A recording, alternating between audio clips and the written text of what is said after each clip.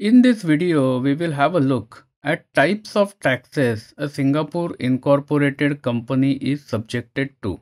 Singapore's tax regime is quite simplified and it is very easy for companies to follow. Compared to many other countries in the region, there is much less complexity in taxation system of Singapore. So there are primarily three types of taxes a company is subjected to. The first one is corporate income tax, the second one is GST, goods and service tax, or also called as VAT in some countries. And in addition to that, in some cases, there are import duties applicable on import of certain products. Now, out of this, corporate income tax and GST are the main revenue elements of the government, and import duties in comparison is slightly less.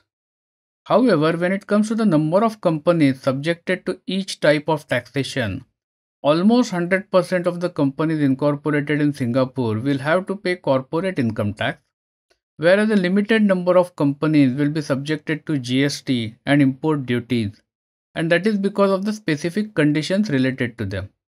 And one thing to note, Singapore does not have any excise duty.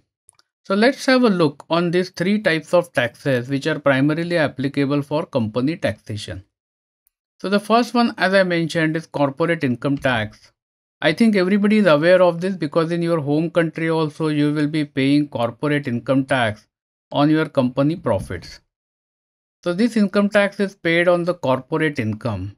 So the income that your company makes during the financial year will be subjected to this tax. The rate of the corporate income tax is 17% on your company profit. So the word here used is profit, and that means it is sales minus expenses. So it is not charged on your turnover, but it is charged on your net profit, which is derived after deducting all the business expenses from your sales. Even though the rate of corporate tax is 17%, there are certain exemptions for newly started companies, and because of which the rate of tax can come down to as low as 5 or 6%. Moving on to the next slide, the next category of taxes applicable is GST, goods and service taxes. As I mentioned, it is also called as VAT in certain countries, value added tax, and it is normally charged on sale of goods. If you do purchase of any item from, let's say, any supermarket in Singapore, on the receipt you will see this GST mentioned. For example, if you buy goods worth $100, then normally there will be a GST of 7% on top of it, whereby you would have paid $107, $100 for the goods and $7 for the GST. So the rate of this GST is 7% on sales price, and it is applicable only on domestic sales. So if you are exporting goods out of Singapore, then this GST is not applicable. You are not required to charge this GST to foreign businesses. Now, one key thing to note here, GST is not applicable for every company. Only those companies who has turnover more than 1 million Singapore dollars in Singapore in last single year, they are subject to registration of GST, collection of GST and payment of GST to government treasury. I have explained all this in my detailed guide on GST, so you can refer to that. But basically the idea here is that small companies which are less than 1 million Singapore dollar in turnover, they should not have a burden of maintaining GST records and maintaining accounting system for this. With that intention, this provision has been introduced where GST is not applicable for every company. As a result, what happens? Less than 5% of the newly incorporated companies are required to register for GST.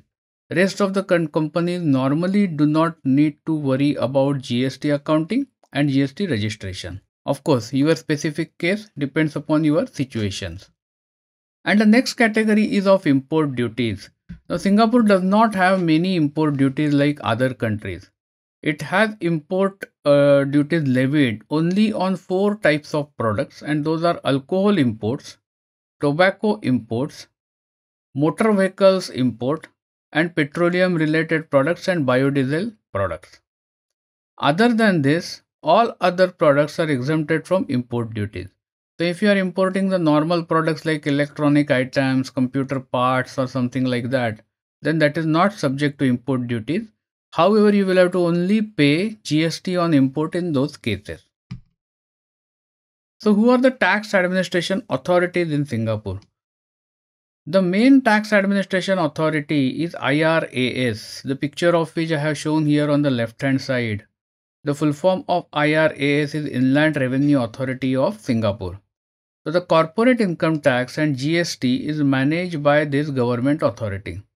Whereas when it comes to import duties, that is actually managed by Singapore Customs. So when the goods arrive in Singapore and they are leaving customs and getting cleared out of customs, at that point of time, the business entity is required to make the payment of custom duties. So in summary, Singapore has significantly simplified corporate tax, GST and duties regime. It's a breeze to manage your Singapore entity taxes. Not only that, if you are engaging our company Epica Consulting, we will do all this for you and keep tab of every filing and remind you on a timely manner. Thank you for watching this video. This video was brought to you by Epica Consulting Singapore. Subscribe to our channel today to get notified when new videos are posted.